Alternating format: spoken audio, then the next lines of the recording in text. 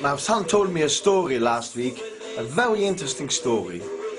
That somebody went in Yerushalayim, he wanted to go to a wedding and say Mazel Tov, and he came around outside the hall of the with his car, and he couldn't find the parking place, and he was so upset he couldn't find the parking place, and he didn't know what to do. He drove around all the roads for half an hour. Suddenly he says, Rabbi Shalom, please help me, I should find a parking place. And suddenly, as he says these words, somebody in front of him moves out, and there's a free parking place. Or he says, Rabbi Shalom, I don't need your help anymore. That's what's the chesur in all our lives. To knowing that everything comes from the Rabbi Shalom. Really, it's a funny joke. It's really funny, the joke.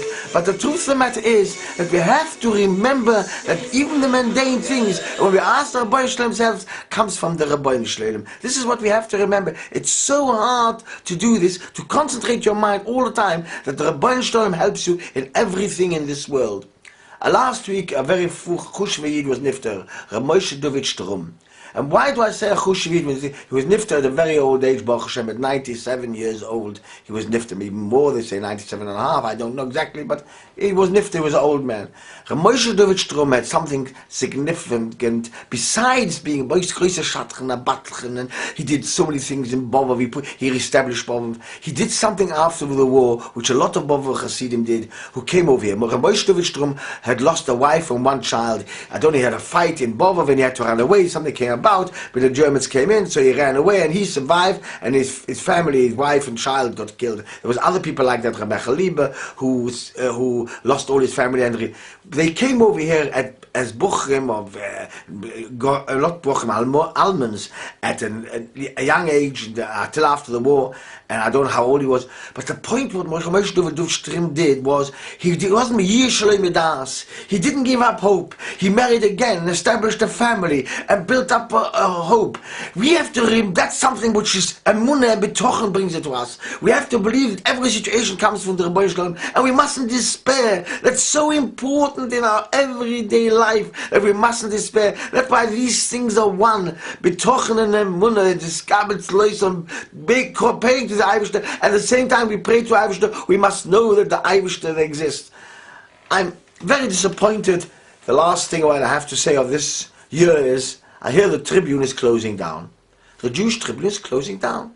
It can't afford to keep up anymore the way it's run nowadays. It doesn't bring enough money, it doesn't sell enough papers, it doesn't get enough advertisement, and so it can't survive. I understand it very much.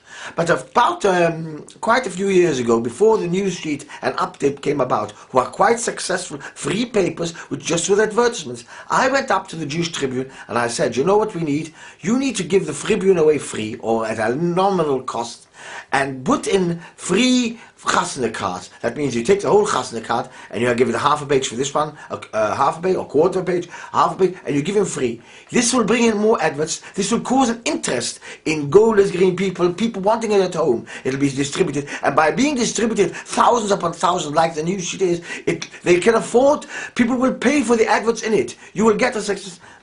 He said we would see. So what's happened? He didn't want to listen. He doesn't take no ideas. And the same thing is now. It's the old same people sitting there with no fresh ideas coming in. Don't rock the boat. Everything will go on forever and ever. It's not like that. If you don't make a scratches in a business, it goes down the drain. You have to bring in new things, build up higher. It won't go on forever and ever. I can show you lots of examples of businesses who didn't put in a kind of a new aspect of the business, build it up, and the big businesses went down the drain. Woolworths, give you an example, went down the drain. It didn't never build up. It stayed the same penny sweet shop that it was in the beginning with a few other extras.